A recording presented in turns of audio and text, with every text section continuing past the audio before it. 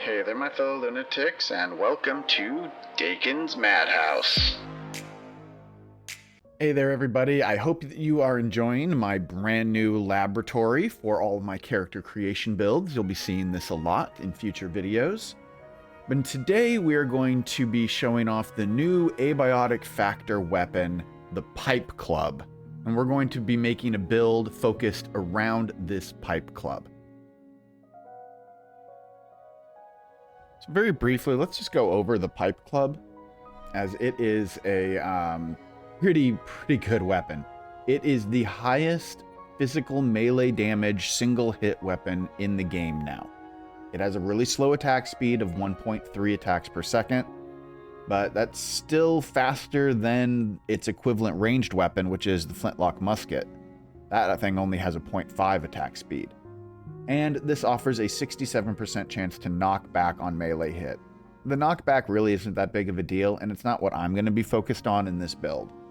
Now, is this the only way or necessarily the best kind of build you can have for the Pipe Club? Absolutely not. I think that there are definitely other builds and definitely some better builds out there. My focus today was on increasing melee damage and just regular damage. I didn't do anything to increase my crit, as I already have a crit build. Check out that video if you want to just slot the Pipe Club as the melee weapon for that build. And I think that there, with time, may be a way that we can kind of mix and match the crit and the melee damage to create kind of an ultimate build for the Pipe Club. But this build works pretty well too, and its focus is entirely on melee damage and regular damage. All right, so with that, let's take a look at the build. First thing we've got here is the Adventurer's Hat. Now, this can be found by just digging it up from one of those random little X digging spots, and that can be anywhere in any biome. You can also find this in the Shimmering Frontier off of the Crystal Explorer camp scene. It'll be on the Deceased Explorer skeleton. You're more likely to find it from a digging spot, though. Next, we've got the Bronze Breastplate, and this thing is craftable at the Copper Anvil. Then we've got the Hazmat Suit Pants, and this you can purchase for about, I want to say 3,500 to 4,000 ancient coins, and you can purchase this off of the Brave Merchant NPC. You get this merchant by completing an alien challenge arena and getting the nuclear battery. That's what lets you summon this NPC. For your lantern, I've got the Orb Lantern, and this is craftable at the Scarlet Workbench.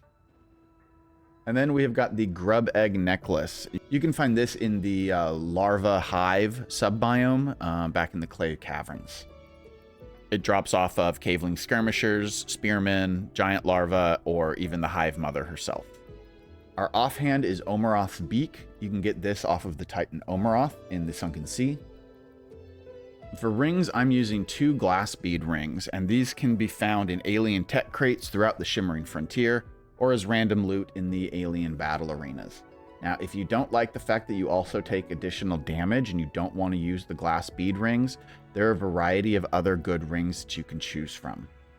For example, the Sky Ring offers an extra physical melee damage as well as a critical hit chance. There's also the Nomad Ring, just for a really good damage boost. Or if you want to focus on something critical related, you can use the Polished Golden Spike Ring for extra critical hit chance and extra critical hit damage. And finally, Morpha's Bubble Bag is my backpack, which you can get from the slime boss Morpha in the Sunken Sea. And once again, just to mention it, we've got the Pipe Club as our weapon. This you get off of the brand new Abiotic Factor crossover scene, which is found in the Forgotten Ruins. The scene will have a tendency to spawn around 300 tiles away from the core in the Forgotten Ruins, but it is not guaranteed to spawn at 300 tiles. It could theoretically be anywhere. However, with the limited space in the Forgotten Ruins, 300 tiles away is a good starting point for you to begin your search. It is also a guaranteed scene, so you will find it in your world, whether it's an old world or a new world. In the old worlds, you are going to have to force the content update, though. In new worlds, it's just going to be there. When it comes to skills, there are a couple of important ones to keep an eye out for. On the mining tree, you're going to want miner's strength to increase your melee damage based on your mining damage. On the running tree, I've got keeping tempo to give me a 15% damage boost. On the melee tree, I haven't really made any changes. This is, in my opinion, a pretty standard melee setup. Any one of these skills that improve your melee damage or your melee attack speed are definitely the ones that you want to focus on. But if you want to customize it a little bit for yourself, feel free. On the ranged side, this is completely optional, but I went ahead and took charging in to give me a 30% boost to my melee damage when I do a ranged hit. So I can open up with a couple of shots from the quill rifle, which has a really fast attack speed, which should get me that ranged boost, and then I start attacking with the pipe club. But if you don't want to use the ranged attack first, then you don't need charging in, and you can use something different like stun shot. And then on the explosives tree, I also went ahead and took Adrenaline Rush for an extra 50% melee damage increase for a short duration after detonating an explosion. Again, it's not required, but if you want to, you can lead by throwing a poison grenade, which incidentally will also poison your enemy, syncing nicely with potent poison for that extra 25% damage against poison targets. But either way, you will be able to just get in some extra damage, especially if you also have napalm going. Then when you throw that poison grenade, you're going to poison the target, and you're going to do napalm to them, and you're going to give yourself a 50% boost to your melee damage. And unlike charging in, which only has a 20% chance on a ranged hit to do the damage, Adrenaline Rush is guaranteed to give you that 50% damage increase. So you're more likely to want Adrenaline Rush if you want to just throw a grenade in rather than charging in. It really depends on your personal preference. You could also do both if you really want to. All right, let's talk about pets. Because obviously Triple Trouble with its chance to give you triple damage is a really big factor for this weapon and something you should definitely consider. But it's not the only thing that is worthwhile from a pet standpoint. I personally think the Owl Lux is the best pet for this build, but you can definitely make an argument for some of the other pets. For example, I could see the Subterrier, the Fanhair, or maybe even the new Pest pet being very useful for this build, maybe even the Embertail. But I'm going to focus here on the Owl Lux because it is the one that I definitely recommend. If you have an Owl Lux with lots of Triple Trouble, go for that. Critical hit chance is always good. Melee attack speed can help make this weapon faster, obviously, but it's still going to be a relatively slow weapon.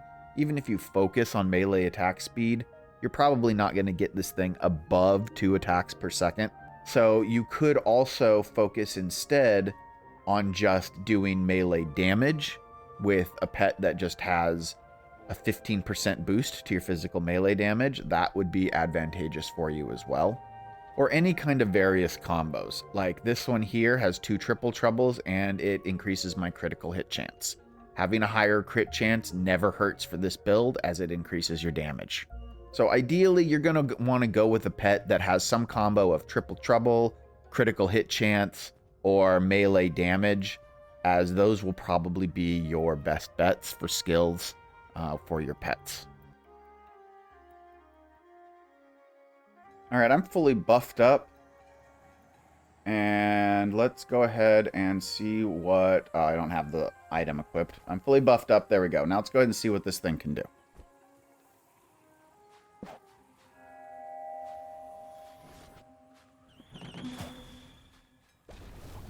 All right.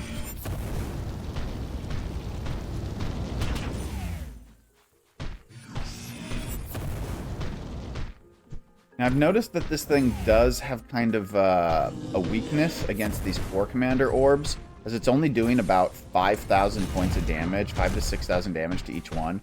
However, when we hit the Core Commander itself, you'll notice that that damage reduction is going away. So I'm not sure if the orbs have some sort of protection against them or what, but I'm definitely not doing as much damage to these orbs as I'm doing to the Core Commander himself. The Core Commander, you can see I'm hitting him for 30 to 40k. I'm averaging 12k on a hit, rather than these orbs, which I'm only averaging 5 to 6k on a single hit. Come on, buddy. There we go.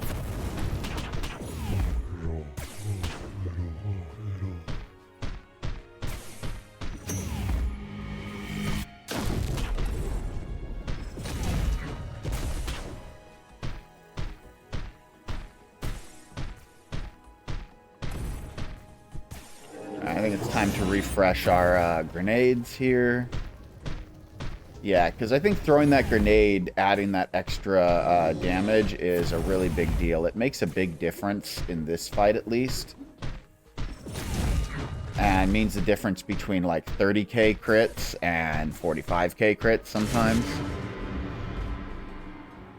But overall, this is a pretty easy build, pretty effective build. It takes down the core commander, I think, with ease. And again, this is a hard mode core commander. But let's go ahead and take a look at Nimruza, which is theoretically a harder boss. Alright, let's go ahead and try out Nimruza, and let's see how this boss does.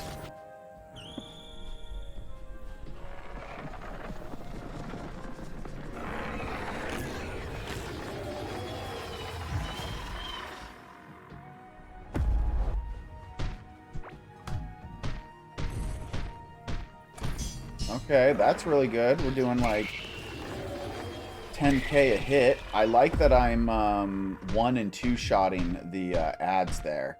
Let's see if we can hold on to that. Let's see if that's normal or was a fluke. Nope, that definitely seems to be normal. Yeah. Ow.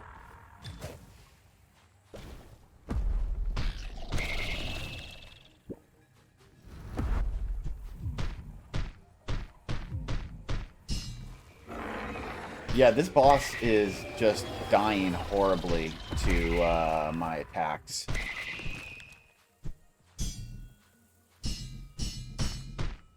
Look at that. The hit points are just going down. 10k a hit most of the time. 1 and 2 shotting all of the cicadas pretty much makes them ineffective.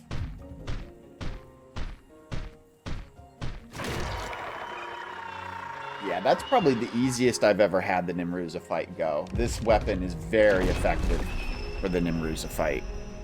So ultimately with this build, you're going to be doing between like 4 and 10,000 damage per hit, depending on how buffed you are and the creature or boss that you're fighting, which means you're going to be one-shotting almost every mob in this game. There may be a couple that you don't. So when you're exploring, this is going to be a pretty effective build overall. And when you're fighting bosses, it rips the bosses to pieces. It's not the most effective weapon against the core commander, but it's still pretty good. And overall, I would say that this is a pretty effective build. But are there ways to make it better? Absolutely. So leave a comment below. Let me know how you've adjusted this build to fit your playstyle and to make it better for you, because there's always room for improvement. And there you have it, folks. I hope you found this video informative and helpful. If you did, please be sure to hit that like button to help give the video a little bit of a boost. And don't forget to hit that subscribe button and click on the bell notification so you don't miss any of my regularly released content. But we have more. If you want to support the channel a little extra, you can become a channel member to get exclusive membership benefits like early access to my videos, exclusive members only content, a members only Discord community, and more. So thank you all to my current and future supporters. Without you, this wouldn't be possible. Thank you all for watching. Stay happy, stay healthy, and above all, stay crazy, my friends.